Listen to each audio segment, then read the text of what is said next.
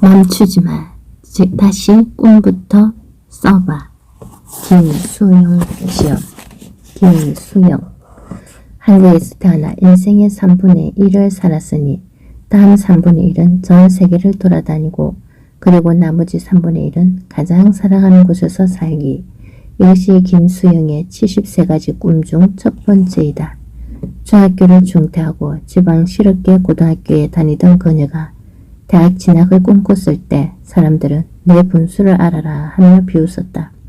하지만 그녀는 1999년 골든벨을 울리고 연세대에 당당히 합격하면서 간절히 원하면 반드시 이루어진다는 것을 증명해 보였다.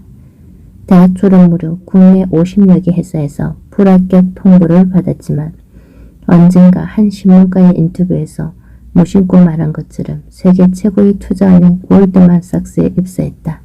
그러나 기쁨도 잠시 몸에서 암세포가 발견되어 자신의 인생이 끝날 수도 있다는 충격을 받은 그녀는 죽기 전에 해보고 싶은 것을 쭉 써내려갔고 자신의 꿈 73가지를 담은 리스트를 완성했다. 그리고 2005년 무작정 런던행 비행기표를 끊고 한국을 떠나며 그녀의 세계 도전은 시작되었다. 현재 세계 매출 1위 기업 로열 더치 연구본사에서 카테고리 매니저로 일하며 블로그를 통해 27만 명에게 해외 취업 정보를 나눈 김수영. 불과 5년 만에 25살의 70세가지 꿈 중 32가지 꿈을 56개국에서 이뤄나가고 있다. 사람들에게 영감을 주기라는 또 다른 꿈을 이루기 위해 첫 번째 책을 썼다. 멈추지 마. 다시 꿈부터 써봐. 추천의 말. 당신의 꿈은 몇 개입니까? 손미나. 어떻게 잊을 수 있을까요? 그녀와의 첫 만남을 KBS 도전 골든벨의 미나 공주로 전국을 누비며 온 국민의 사랑을 받던 시절 여수의 한 고등학교에서 천하의 미나 공주를 기죽게 한 당차고도 멋진 그녀를 만났습니다. 전국의 시청자들을 단숨에 매료시킨 그녀의 이름은 김수영. 반짝이는 CD 한 장을 이마에 붙이고는 스스로를 사이버 공주라 칭했던 당돌한 여학생. 도전 골든벨 역사상 실업계 학생으로서는 처음으로 골든벨을 울린 주인공. 뛰어난 실력에 타고난 끼를 발휘하며 전국의 사이버 공주 열풍을 몰고 온 대단한 그녀. 그러나 도전 골든벨을 통해 알려진 김수영의 대범함과 특별함은 그야말로 평산의 일맥이었습니다. 대학 진학과 함께 서울에 올라온 수영이는 한동안 학교 공부와 동아리 활동에 열을 올리며 지내는 듯 보였습니다. 처음 만났을 때부터 평범하지 않다는 것은 알고 있었지만 머지않은 미래에 그녀가 어떤 사고들을 치게 될지는 짐작조차 할 수 없었지요. 그러다 어느 날 뜻밖의 소식이 담긴 이메일 한 통이 도착했습니다. 학교 생활을 바쁘리라 생각했던 수영이가 런던에서 제2의 인생을 시작했다며 근황을 전해왔습니다. 그녀가 영국으로 떠난 이유는 명쾌하고도 간단했습니다. 인생의 첫 3분의 1을 한국에서 살았으니 또 다른 3분의 1은 전 세계를 돌며 보내고 나머지 시간은 그중 가장 마음에 드는 곳에서 살아보겠다는 것이었습니다. 어느 누가 그런 상상을 할 수 있었을까요? 또한 그런 꿈을 갖는다 하더라도 그것을 실행에 옮길 수 있는 사람이 몇이나 될까요? 수영이의 이메일을 읽고 적지 않은 충격을 받은 것이 사실입니다. 언젠가 큰일을 메고야 말겠다는 느낌을 받긴 했지만 여수에서 실업계 고등학교를 다니던 여린 모습의 한 소녀가 세계를 품겠다는 꿈을 가슴에 간직한 채 그 먼 땅으로 무작정 갈 수 있게 한 힘은 무엇인지, 또한 이 무수한 아이의 도전은 과연 어디를 향해 얼마나 멀리 갈 것인지를 생각하니 제 자신이 한없이 작아지는 것만 같았습니다. 꿈꾸는 자에게는 반드시 기회가 오고 용기 있는 자만이 그 기회를 잡는다고 믿어온 저에게 기회는 꿈을 꾸며 기다리는 것이 아니라 스스로 만들어가야 하는 것이다 라고 그녀가 말하는 것만 같았습니다. 그 후로 수년이 흐르는 동안 수영의 소식을 듣지 못했습니다. 낯선 땅에서 새로운 삶을 살아가느라 고생이 많은 수영이가 걱정되기도 했지만 그녀에게 잘하고 있으려니 하는 막연한 믿음이 있었습니다.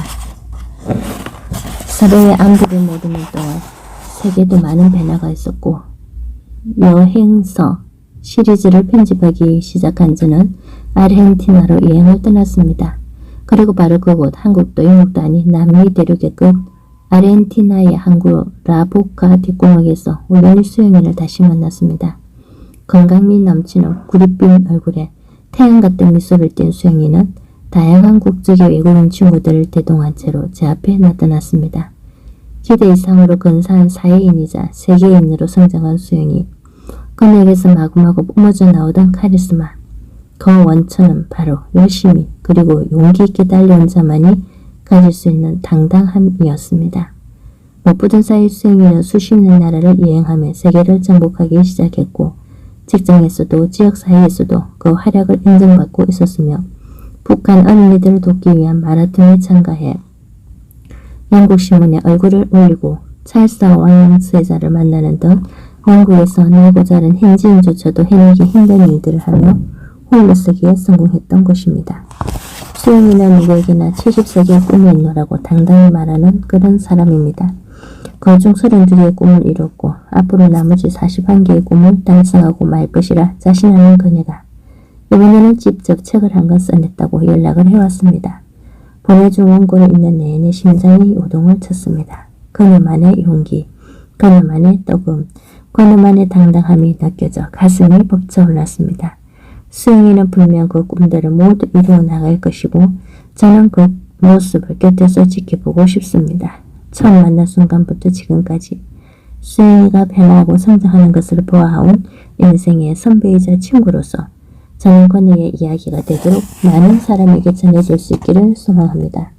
그 어떤 영화보다도 감동적인 그녀의 지난날과 70세기의 꿈을 알게 되는 순간 이 세상이 새롭게 다가오게 될 것이 분명하기 때문입니다. 이 책을 읽는 당신은 아마도 저처럼 김수영 씨가 70개가 넘는 꿈을 이루어가는 과정을 지켜보고 싶어질 것이고 스스로 새로운 꿈들을 마음에 품게 될 것입니다. 그리고 누군가를 만날 때마다 이런 질문을 하게 될지도 모릅니다. 당신의 꿈은 몇 개입니까? 프롤로거. 내일은 해가 서쪽에서 뜬다. 수영이가 골든벨을 울렸다면서요. 연세대에 들어갔다는 거 진짜예요? 참나. 오래 사고 볼 일이네. 내일은 해가 서쪽에서 뜨겠어요. 시장에 갔다 온 엄마가 기가 막히다며 전화를 했다. 엄마는 내가 중학교 다니던 시절 재직하던 한 여교사를 우연히 만났는데 축하한다는 빈말조차 안 하더라며 혀를 쳤다. 내가 중학교를 떠난 지 15년이나 지났음에도 그 여교사의 머릿속에 나는 구제불능의 문제아로 남아있기에 10년 전 골든벨을 울리고 대학까지 갔다는 사실조차 부정하고 싶은 것이구나 하는 생각이 들었다. 가난, 왕따, 문제아, 반항아, 폭력, 가짜소녀, 상고생, 한때 나를 둘러싼 수식어들이다. 굳이 부인할 생각은 없다. 모두 사실이고 지금의 나를 만든 과거의 내 모습이니까. 아무리 미래도 희망도 없던 시절 나는 아이고 저 인생 꼬락선이 어떻게 되나 두고 보자 하며 날 비난하던 사람들이 원하는 대로 계속 삐뚤어져갔다. 더 이상 바닥을 칠 수 없을 만큼 만신창이가 되었을 때 내게 꿈이 생겼다. 내 주제를 알아라 하며 주변에서 말하고 비웃어도 그 꿈을 포기할 수 없었다. 그리고 상황은 역전되기 시작했다. 마치 영화 슬럼독 밀리어네어처럼 KBS 도전 골든벨에 출연하며 내 인생이 바뀌기 시작했다. 대학은 꿈조차 꾸지 말라는 핀잔을 듣던 상고생이 그토록 간절히 원하던 대학에 들어갔고 최연소 기자로 최고 기자상을 받으며 기자의 꿈을 이뤘다. 재래식 화장실이 있는 가난한 집에서 살던 시골 소녀가 몇 년 뒤에 세계 최고의 투자 은행이라는 골드만삭스에 혼자 힘으로 들어가고 억대 연봉의 글로벌 크리오맨이 되어 전 세계 56개국 나라의 발자국을 찍었다. 이니 우연도 행운도 아니었다. 그건 바로 꿈이었다. 나는 아직 성공담에는 자서전을 쓸 만큼 성공하지는 않았다. 아니 오히려 내 삶은 시행착오와 실패의 연속이었다. 하지만 그 무수한 실패와 좌절 속에서도 포기하지 않도록 나를 일으켜준 것은 꿈이었다. 꿈이 있을 때 나는 비참하리만큼 힘겨웠던 절망의 순간을 넘어 기적을 이루어냈고 꿈이 없었을 때는 세상 모든 것을 가지고도 힘없이 무너졌다. 건강검진 때 몸에서 암세포가 발견되어 내 인생이 이렇게 끝날지도 모른다는 위기감이 엄습한 25살. 한 번뿐인 인생 어떻게 살아야 하나에 대한 지독한 고민 끝에 삶에서 꼭 해보고 싶은 일을 모두 써보았다. 정신없이 꿈의 목록을 적다 보니 죽기 전에 하고 싶은 일이 무려 70세가지나 되었다. 그 70세가지 꿈리스트를 중요도와 시간 순서대로 정리해보았다. 그리고 마침내 내린 결론이 한국을 떠나자였다. 이미 한국에서는 지구별 인생의 3분의 1을 살았으니 두 번째 3분의 1은 세계를 돌아다니면서 그리고 마지막 3분의 1은 내가 가장 사랑하는 곳에서 정착하자고 마음먹었다. 그렇게 25살의 나이에 한국을 떠나면서 나의 유목민 생활은 시작되었다. 이 지구에서 한 번뿐인 유한한 삶을 충만하게 살 수 있는 방법은 무엇일까? 끝없이 배우고 모험하고 즐기고 사랑하고 성취하고 또 창조적으로 살고 싶었다. 이 지구배를 무대로 하고 싶은 일을 하며 방랑하면서 살아가지고 결심한 뒤 나 자신을 이 지구별의 쾌락주의자 유목민이라고 명명했다. 쾌락주의자라고 해서 무조건 즐기는 것이 아니고 유목민이라고 해서 방향 감각을 잃고 무작정 돌아다니는 것이 아니다. 내가 하고 싶은 걸 하기 위해서는 그만큼의 노력과 책임이 따랐고 길을 헤매지 않기 위해서는 끊임없이 앞뒤를 돌아보며 갈 길을 점검해야 했다. 어느덧 5년이 흘러 30살이 된 지금 죽기 전에 하겠다던 70세가지 목표 중 벌써 32가지를 이뤄나가고 있다. 이 지구별에 내 발자국을 남긴 나라도 50여 곳이 넘은 것에 깜짝 놀랐다. 굳이 목록을 뒤지기면서 의도한 것도 아닌데 말이다. 진실로 마음이 원하는 일을 하다 보니 자충우돌 때로는 좌절하고 때로는 한화하며 때로는 기뻐하고 때로는 슬퍼하면서 내가 지구의 온 목적인 꿈을 찾아 이뤄가고 있었던 것이다. 꿈이라는 확고한 뿌리가 없던 시절에 나는 현실의 무기를 이기지 못하고 수없이 뛰쳐나갔다. 그러나 꿈을 써내려간 후 세계 곳곳에서 온몸으로 부딪히고 맨 땅에 헤딩하는 경험을 통해 꿈을 이뤘고 이상과 현실이 조화를 이룰 수 있을 때 지구별이란 정말 살아볼 만한 멋진 곳임을 깨달았다. 내 마음에 귀 기울이고 진정 원하는 꿈을 계획하며 그의 확신을 갖고 실천으로 옮기기까지 과정은 쉽지 않았다. 그렇게 누가 시켜서 억지로 하거나 다른 사람을 의식해 나 자신을 채찍질한 것이 아니라 마음이 원하는 대로 자연스럽게 꿈을 향해 한 걸음 한 걸음 다가갔다. 어찌 보면 평범하게 살고 있지만 평범하지 않은 과정을 거쳐 찾은 꿈이 얼마나 소중한지 온몸으로 느꼈고 그 비밀을 나누고 싶다는 또 다른 꿈이 생겼기에 이 책을 쓰기로 결심한 것이다. 우리 모두는 우주에 있는 수백억 개의 별처럼 똑똑한 존재이며 이 특별한 지구별에서 한 번뿐인 소중한 삶이라는 여행을 하고 있다. 이 책 역시 지구별을 여행하며 만난 사람들 그리고 그 수많은 만남을 통해 나 자신을 만나 내 꿈을 찾고 그 꿈을 하나 둘씩 이루어가는 지구별 여정의 기록이다. 지금 나처럼 한 번뿐인 소중한 지구별 여행을 하고 있는 아름다운 당신에게 이 책이 세상은 정말 살만한 곳이구나 하는 희망 그리고 나도 할 수 있어 라는 용기라는 빛을 비춰준다면 지구별에 온 보람을 느낄 것 같다. 어느 책의 한 구절처럼 온 마음을 다해 간절히 원하면 우주가 그것을 이루도록 도와준다는데 진정 원하는 꿈을 찾아 계획한다면 내일 당신의 아침에도 해가 서쪽에서 뜰지 모른다. 블루, 목표 인생의 두 번째 3분의 1은 전 세계를 돌아다니면서 해외에서 커리어 쌓기, 고향의 부모의 집 사들이기, 북미 후대의 여행 보내드리기, 20대의 모습을 화보로 남기기, 살사 퀸으로 무대에 서기, 재정적 자유 얻기, 라틴 아메리카 여행, 진짜 비즈니스 배우기, 뮤지컬 무대에 서기, 한 분야의 전문가 되기, 일본어 실력 향상, 스페인어 배우기, 육로로 실크로드 여행하기, 사람들의 삶에 도움이 되는 책 쓰기, 발리우드 영화 출연, 킬리만자로 산 오르기, 마라톤 뛰기, 결혼식은 전통 혼례로, 전문가급 사진작가 되기, 벨리 댄서 공연, 요가와 맹생을 생활화하기, 엄마 성지순례 여행 보내드리기, 스노보드 배우기, 바다 앞에 있는 예쁜 주택 마련, 사람들의 삶에 도움이 되는 사업하기, 아이를 입양해 새로운 가족 구성하기, 나만의 요터 갖기, 요가 강사 자격증 따기, 요트로 세계 곳곳을 항해하기, 스쿠버 다이빙으로 바닷속 아름다운 세상 경험하기, 감동이 있는 소설 쓰기, 엘리베이터 산 오르기,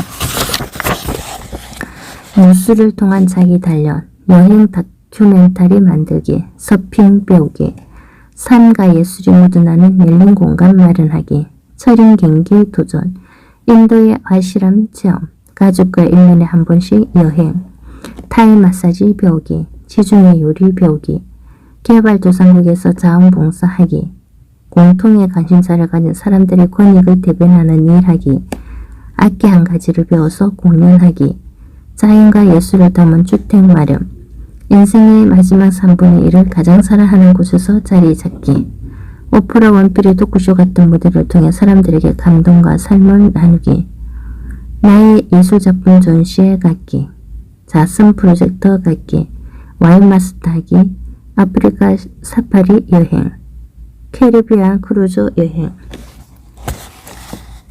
그림과 조각 등 다양한 예술 활동, 커피 바리스타 경지에 오르기, 미스 초방왕 되기, 차와 허버 배우기, 북한 여행, 정학재단 만들기, 다른 이들에게 영감이 되기, 한의학 공부하기, 세계 곳곳의 전통 의상 수집하기, 농장에서 유기농 야채 길러 먹기, 어려운 환경에 있는 아이들 후원하기, 자서전 쓰기, 사람들과 교류하며 열정을 나누기, 아이들 아름답게 키우기, 부모님 건강관리, 끊임없는 소통과 공유를 통한 성장과 기여, 건강한 식생활 샐러드 초밥 등 중외쟁이 되기, 장기 기정, 전재산 기정하기,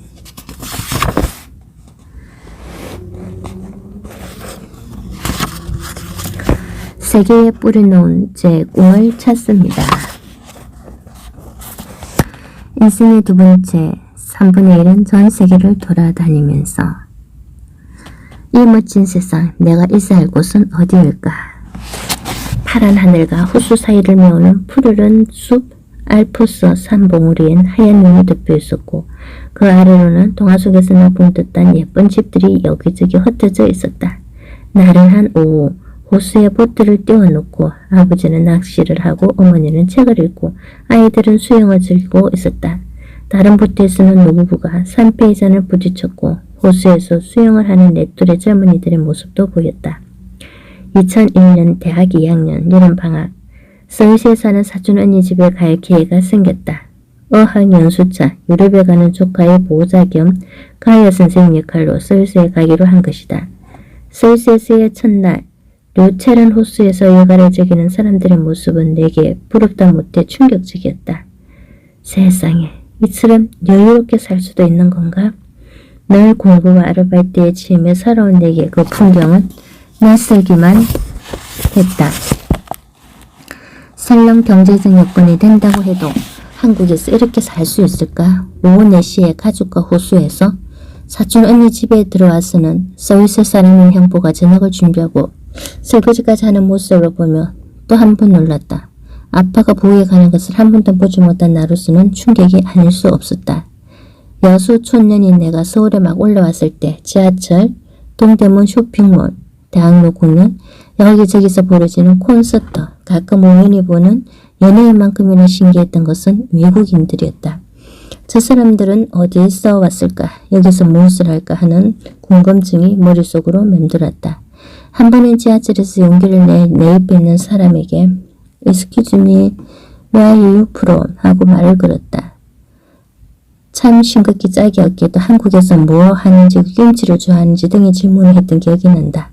물론 그는 친절하게 내 질문을 받아주었지만 휴대폰이 울리자 유창한 한국어로 통화를 시작해 순간 내 얼굴을 한통으로 만들고 말았다.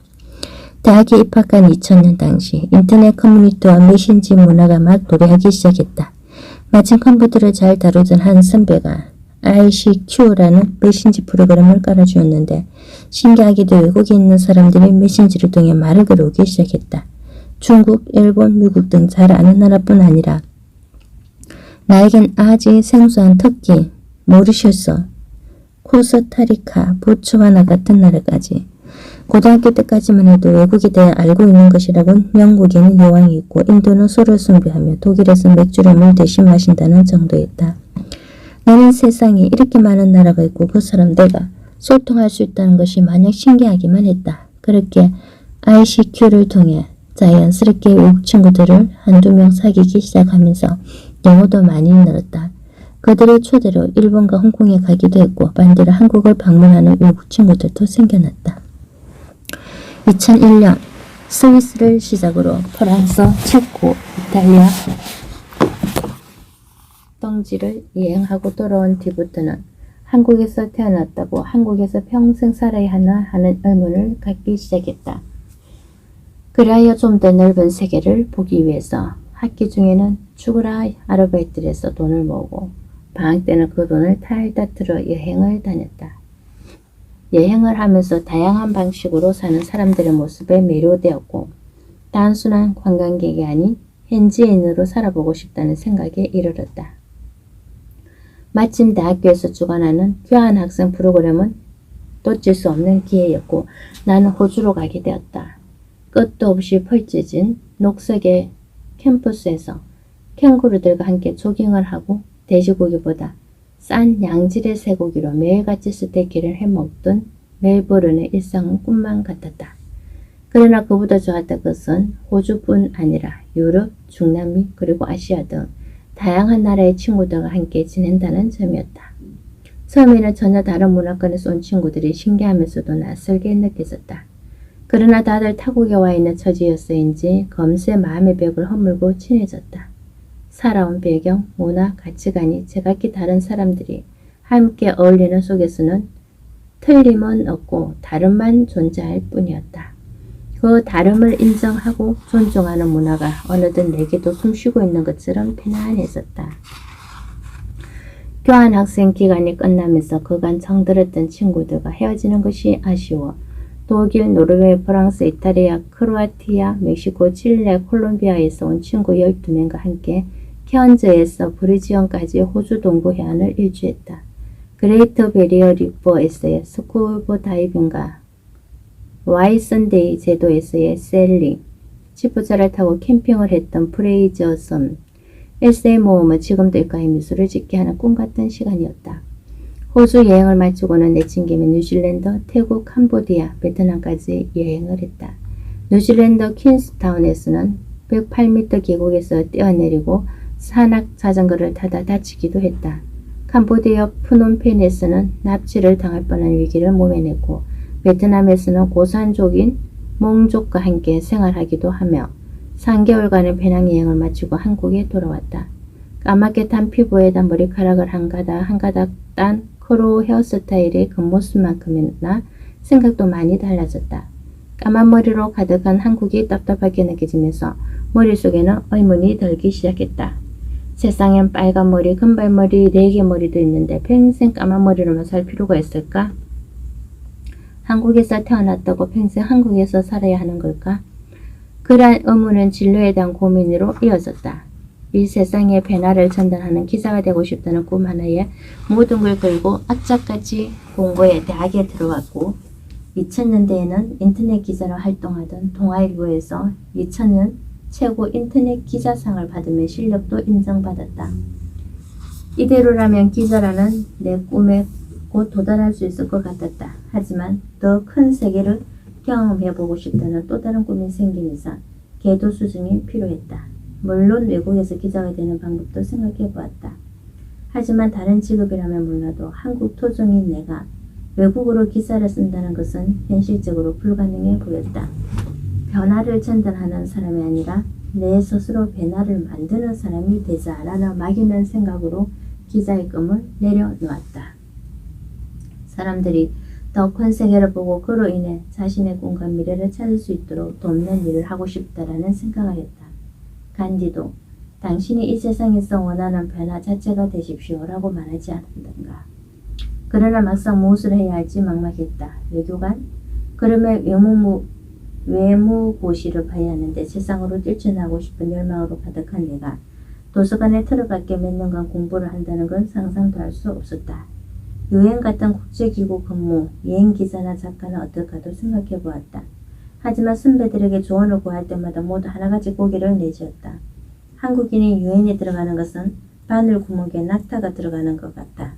여행 전문 기자나 여행 작가는 모든 기자의 꿈이지만 그것을 이루는 사람은 거의 없어. 내가 진정 원하는 삶은 무엇인가에 대한 기나긴 고민이 이어졌다. 하지만 내가 일으키고 싶은 변화가 과연 무엇인지 감이 잡히질 않았다. 전공을 선택할 때도 그토록 원했던 신문, 방송학과나 사회학과가 아닌 나중에 먹고 살기 힘들면 번역이나 하지 뭐라는 적극적인 생각에 영어 영문학과로 결정해버릴 만큼 미래에 대해 불안해했다. 세계 어딘가에서 활동하고 싶었지만 정확히 무엇을 하고 싶은지 무엇을 해야 할지 몰라 방황하는 시간의 연속이었다. 하지만 역마살이 단단히 들어버렸는지 한국은 너무 좁다며 문부름을 치고 있는 나를 기다리고 있는 것은 취업의 현실이었다. 어느덧 답답함과 고민으로 가득한 4학년 1학기가 지나고 진짜 졸업반이 되었다. 친구들 사이에는 대기업과 은행권 취업이 마치 인생의 성공을 보장하는 것 같은 공감대가 형성되었다. 외국에서 살다 와 영어가 유창하고 스펙이 화려한 친구들은 돈을 많이 준다는 투자은행이나 컨설팅 회사를 지원했다. 마음이 급해진 나도 토익과 토플 시험을 보고 여기저기 입사 원서를 썼다. 하지만 지원한 회사들로부터 죄송합니다, 탈락입니다 라는 메시지만 계속 받았다. 오랫동안 마음에 두었던 런던으로 무작정 가버릴지 아니면 일단 한국에서 취업을 하고 경력을 쌓다가 가야 할지 망설이는 속에서 2학기도 지나가 버렸다. 새로운 구직 정보가 올라왔나 취업 사이트를 뒤지는 하루가 매일매일 이어졌다. 50여 군데 회사에 지원을 했지만 단 한 군데도 최종 합격 통보를 받지 못했다. 신기한 점은 정말 가고 싶은 특정 회사들로부터는 인터뷰 연락을 받았지만 그냥 일단 써보자 하고 지원한 학생들의 경우 줄줄이 서로 전형해서 낙방한 것이다. 그 회사에 대해 아무런 열정도 애정도 없는 것이 원서에도 나타났으리라. 미래에 대한 고민이 계속된 가운데 매일 불합격 통지를 받으니 그 스트레스가 극에 달했고 뭔가를 먹고 있을 때라야 좀 진정이 되었다. 그렇게 몇 달을 보내고 추석 때 고향집에 내려갔더니 엄마는 아니 취업 준비한다고 다른 애들은 일부러 다이어트 한다는데 너는 어떻게 살이 더 쪘니 하며 걱정스러운 눈빛을 보내셨다. 엄마의 말에 비해서 그동안 늘어난 뱃살이 눈에 들어왔다. 충격을 받고 한 달간 막연자실에 있다가 정신을 차려 다이어트를 감행했다. 요가와 생식을 하면서 석 달 만에 자연스럽게 10kg을 감량했다. 다이어트 효과는 물론 늘 끓어오르는 에너지를 주지 못해 하루에도 수십 번씩 천국과 지옥으로 가던 마음도 차분해졌다. 욕심을 버리고 마음을 비웠을 때 친구가 경영학과 학계 홈페이지에 골드만삭스 구인 광고가 났다면서 연락처를 알려주었다. 바로 이력서를 보냈는데 인터뷰를 하자니 연락이 왔다.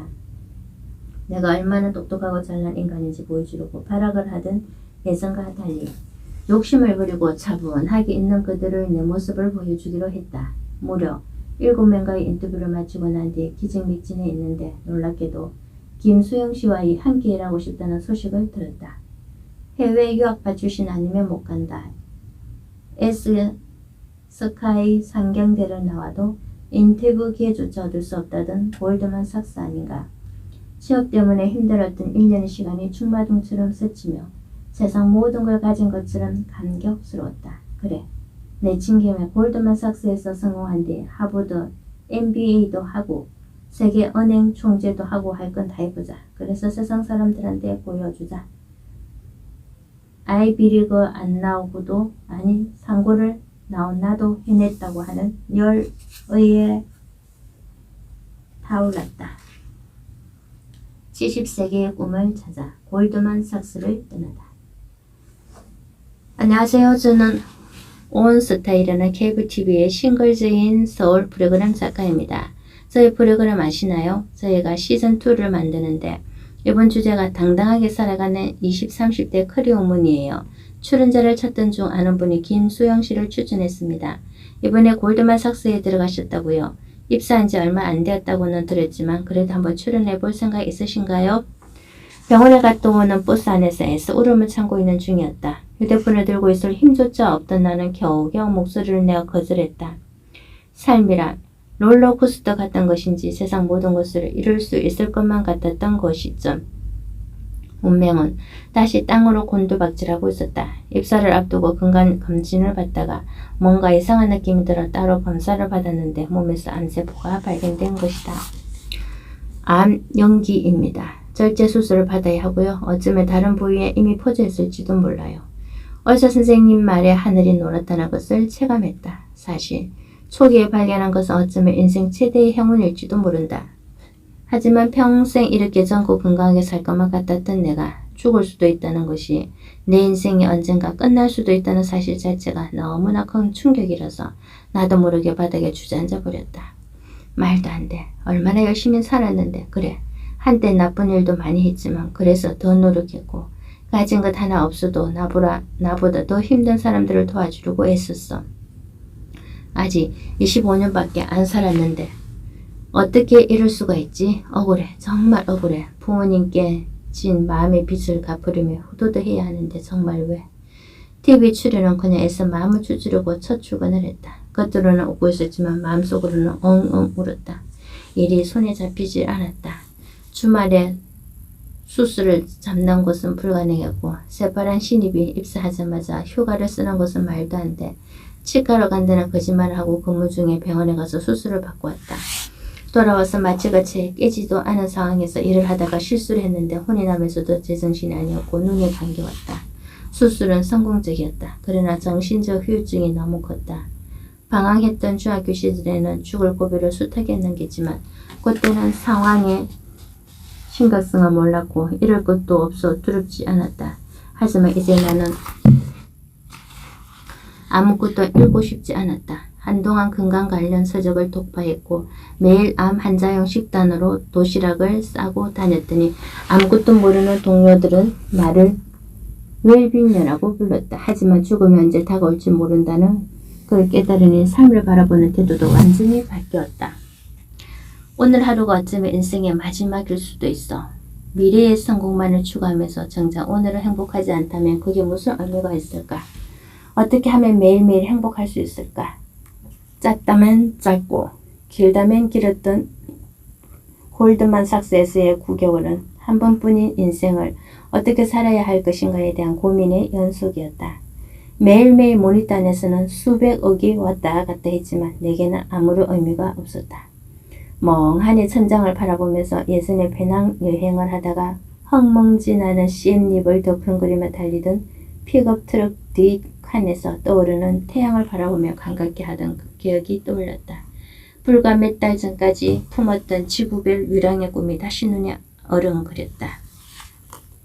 앞으로 내 앞에 펼쳐진 인생은 어떤 모습일까? 머릿속에 수도 없이 상상들이 펼쳐졌다. 인도에 가서 명상을 할까? 돈 떨어질 때까지 배낭여행을 할까? 아니면 얌전히 회사나 다닐까 하는 생각들이 꼬리에 꼬리를 물어 답답하기 짝이 없었다. 심지어 사주, 관상, 점성술까지 보고 다녔다. 신기하게도 다들 내게 역마살이 꼈다고 했다. 끝도 없는 고민을 하던 무렵 살면서 하고 싶은 일을 모두 적어보기로 했고 73가지를 써내려갔다. 그 중에는 중매쟁이 되기 같은 엉뚱한 것들도 있었지만 모두 내가 하고 싶은 것과 나를 행복하게 만드는 것들이었다. 그 73가지 목표의 중요도와 긴급한 정도를 점수로 매겼고 이 2가지 조건을 기준으로 정리를 했다. 목록의 첫 번째는 바로 한국을 떠나 세계로 진출하는 것이었다. 한 번뿐인 인생, 태어난 곳에서 평생 살 필요가 있을까? 벌써 25년, 인생의 3분의 1 가까이 한국에서 살았으니 다음 3분의 1은 세계의 여기저기를 돌아다니자. 그리고 마지막 3분의 1은 내가 가장 사랑하는 곳에서 사는 거야. 인생의 두 번째 예정은 무작정 떠나기보다는 좀 더 조심스러운 길을 찾기로 했다. 마치 동남아 여행을 시작하는 사람들이 방콕의 카오산 로드에서 만반의 준비를 하는 것처럼 말이다. 전부터 여러 번 런던행을 고려했고 이미 영국 대학원 입학 허가까지 받은 상태였다. 사람들은 어디에서 와서 어디로 가는가? 그리고 무엇을 위해 끊임없이 이동하며 어떻게 살아가는가? 끊임없는 의문 끝에 아예 이 분야에 대해 공부를 해보자고 결심했었다. 영국에 있는 친구의 추천으로 런던 대학교 동양아프리카 학과에 이민가 이주라는 석사 과정에 지원을 했다. 하지만 합격 통보를 받고도 떠난다는 결정을 쉽게 내리지 못했었다. 결국 인생의 두 번째 예정 중 첫 번째 행선지를 영국 런던으로 결정했고 결심이 흔들리지 않게 일주일 뒤 바로 런던으로 가는 비행기를 예약했다. 그리고 유럽을 시작으로 5년 정도를 주기로 대륙을 바꿔보기로 계획을 세웠다. 이미 한국을 떠나자고 결심했고 비행기표까지 예약했지만 힘들게 들어왔고 애정을 가졌던 회사인 만큼 그냥 떠나기는 너무 아쉬워.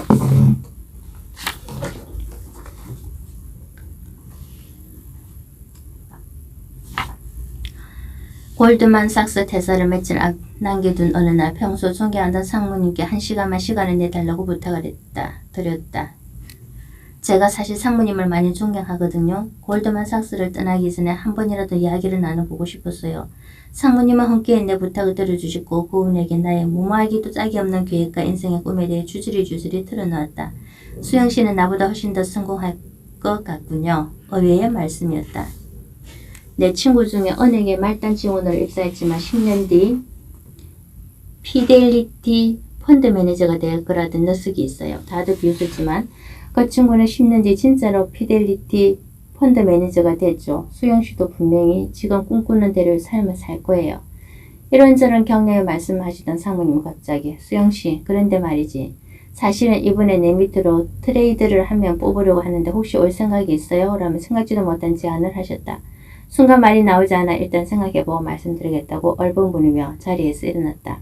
그런데 집으로 돌아오는 길에 예전에 원수를 냈던 맥킨지에서도 인터뷰를 하고 싶다는 전화가 왔다.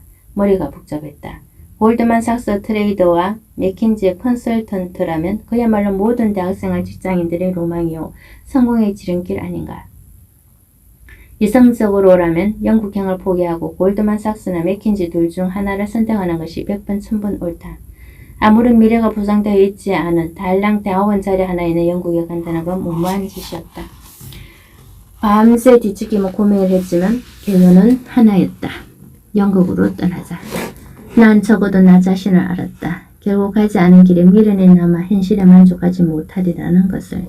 이미 내 꿈을 쭉 적어놓고 최우선 순위로 한국을 떠나기로 한 마당에 다시 마음을 고쳐먹고 한국에 머무른다면 아무리 좋은 직업이라도 마음속에 남아있는 미련의 발목을 붙잡혀 충실하지 못할 것만 같았다. 어찌 보면 무모하기 짝이 없지만 난 가지 않은 길을 선택했다. 수영씨 생각 좀 해봤어요? 난 수영씨만 오케이 하며 골드만삭스에서의 마지막 날 상부님으로부터 걸려온 전화에 힘겹게 내 결정을 말씀드렸다. 일주일 시간이 어떻게 지났는지 모르게 가버렸다. 짐을 정리하고 친구들에게도 작별 인사를 했다. 무엇보다 부모님이 마음에 걸렸다.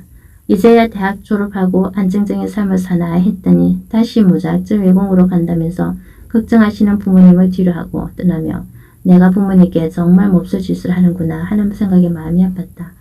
젖은 솜처럼 마음이 눈물로 젖어버려 쨍쨍한 햇빛에 며칠을 말려도 마르지 않을 것만 같았다. 비행기에 오르는 순간까지 수십 번 아니 수백 번 그냥 돌아갈까 하는 생각이 들었다. 하지만 그때마다 살면서 하고 싶은 일 70세 목록을 떠올렸다. 난 지금 70세 꿈 중 그 첫 번째 꿈을 이루고 있는 거야. 비행기가 하늘을 향해 힘정에 오르는 순간 내 인생의 제2막이 시작되고 있었다. 한 곳에만 머물러 있기엔 지구별이 아깝잖아. 수영아, 마케팅 시험 공부 다 끝냈어? 지금 몇 시지? 벌써 새벽 2시네. 야, 너 지금까지 공부 안 하고 책을 본 거야? 미쳤어? 조금만 읽고 공부하려고 했는데 큰일 났다. 대학교 2학년 2학기 중간고사 기간 우연히 도서관에서 한비아 시의 그릇을 지고 세 바퀴 반을 발견했다. 시험 끝나면 읽어야지 하고 빌렸다가 밤새 책을 덮지 못하고 결국 중요한 시험을 망쳤다.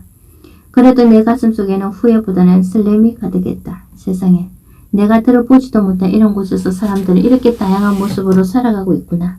그리고 이렇게 용감하게 그들과 교류하며 열정적으로 인생을 살아가는 사람도 있구나 하며 감탄했고 그날 이후 그분은 나의 롤모델이 되었다.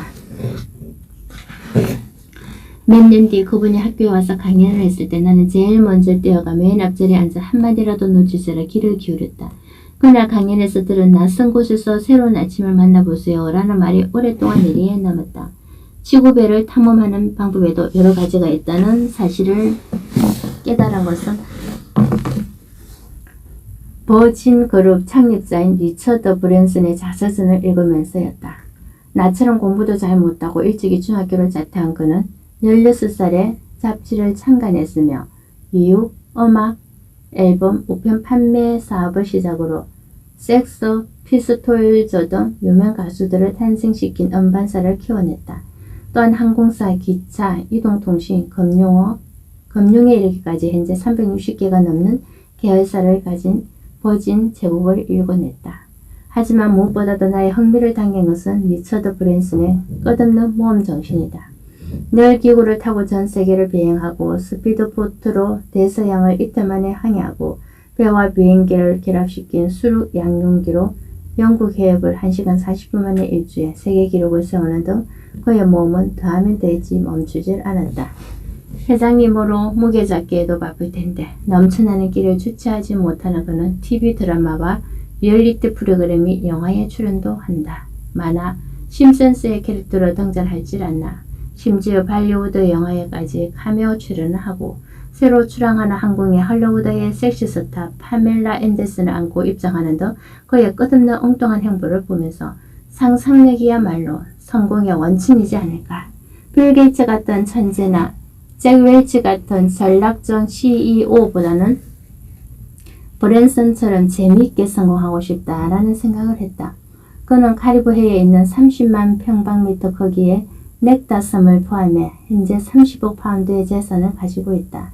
하지만 그 섬에서 노트북 한 대 가지고 일하는 그의 모습을 보면서 저렇게 유쾌한 비즈니스맨도 있구나. 나라고 저렇게 멋지게 지구배를 질주하지 못할까 하는 생각이 들었다. 화려한 삶을 살아가는 리처드 브랜슨과 정반대로 살았지만 내게 큰 인상을 준 또 다른 기업가가 있다. 바로 대학교 4학년 경영 전략 수업 시간에 케이스 스터디를 하며 접한 더 바디숍의 창립자 아니타 로딕이다. 영국에서 태어난 그녀는 전 세계를 여행한 뒤 결혼한 남편 고든 로딕과 레스토랑과 호텔을 운영하며 아이를 키우던 평범하다면 평범한 주부 사학가였다. 남편이 평생 소원을 이루기 위해 말 한마리 타고 칠레에서 멕시코까지 여행을 떠난 사이 그녀는 아이들을 키우기 위해 브라이튼에 작은 가게를 차려 자연주의 화장품을 팔기 시작했다.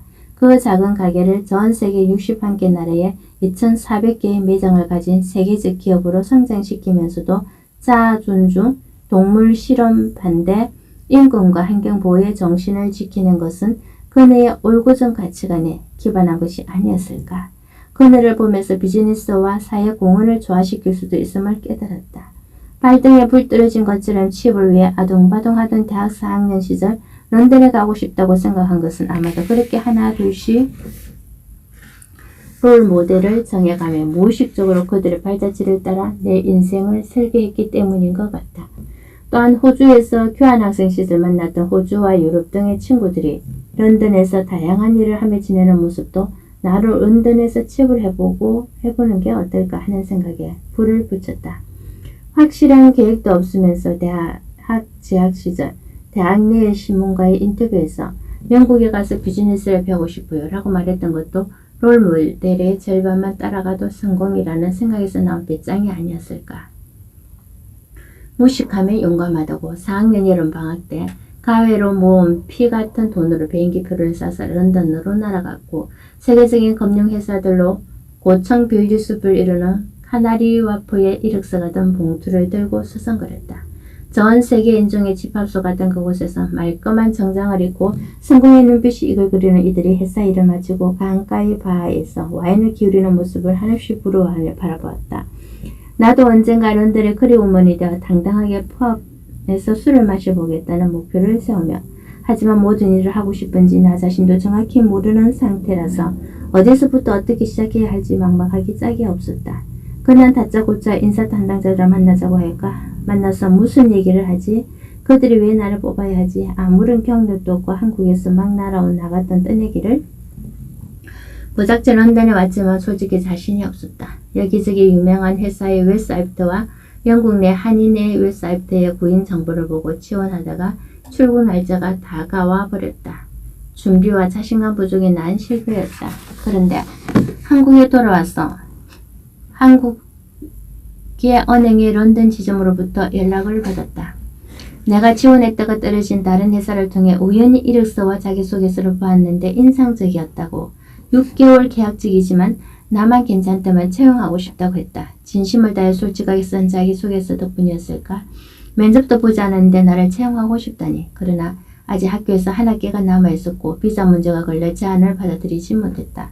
나의 첫 시도는 이렇게 끝났지만 이는 해외 취업이 가능할 수도 있다는 희망의 씨앗을 심어주는 계기가 되었다. 눈앞에 놓인 인생의 수많은 갈림길에서 한 가지를 선택해야 할 때 대부분의 사람은 논리적인 판단을 하지만 나는 꽤 적극적인 편이다. 무의식의 세계는 의식의 세계보다 한없이 깊고 넓으니 나는 계산기를 두드리기보다는 거침없이 내 가슴이 시키는 길을 따른다. 내 지구배 여행의 첫 번째 장거리 정착지로 영국을 선택한 것도 자무 적극적인 것 같지만 이는 리처드 브랜슨의 자서전을 접한 뒤부터 시작된 인연이 아닐까. 그로부터 3년 뒤 펍에서 직장 동료들과 맥주잔을 기울이는 한때는 동경에 맞지 않던 모습은 이제 흔하디 흔한 일상이 되었다. 롤 모델을 따라 영국까지 온 내게 또 다른 롤 모델이 생겼으니 바로 도전 골든벨을 통해 인연을 맺게 된 아나운서 출신의 손미나 작가이다. 이 프로그램만 해도 수십만 명의 학생들이 출연했을 뿐더러 오랜 방송생활로 언니는 늘 많은 사람에게 둘러싸이겠지만 내게 종종 안부를 묻고 김홍성 아나운서와 함께 방송국으로 불러서 밥을 사주기도 했다. 미나 언니가 안정적인 아나운서 자리를 뒤로하고 스페인 너는 자유다를 시작으로 열정적으로 저술 활동을 펼치는 전업 작가가 된 모습을 보며 참 흐뭇하고 자랑스러웠다. 전 세계를 사랑하듯 끊임없이 여행하며 이제 작가로서 확고한 입지를 굳히고 있는 미나 언니를 보면 열정과 도전이라는 단어가 떠오른다. 그런 미나 언니를 한국도 아닌 지구 반대편 아르헨티나를 여행하던 중 부에노스아이레스의 유명한 관광지 라보카에서 우연히 만났다. 산 텔모 광장에서 함께 너무나 즐거운 시간을 보내다가 비행기 시간까지 착각해 런던으로 돌아가는 비행기를 놓치고 말았다. 부에노아이레스 공항에서 노숙 아닌 노숙으로 밤을 지새우고도 상파울로 공항에서 12시간이나 대기해야 했지만 그 시간과 수고가 전혀 아깝지 않을 만큼 언니와의 만남은 내게 큰 자극과 영감을 주었다. 그리고 그 운명적인 만남을 계기로 우리는 자주 연락을 주고받으며 언니는 내 인생의 롤 모델이자 멘토가 되었다. 롤 모델을 따라 이렇게 전 세계를 돌아다니고 이곳 유럽의 자리를 잡은 뒤 책까지 쓰게 된 나는 그야말로 따라쟁이이다. 물론 그들을 따라잡으려면 한참을 달려야 하지만 계속해서 열심히 달리다 보면 앞으로의 지구별 여정도 그들만큼 신나고 유쾌하고 의미 있는 여행이 되지 않을까.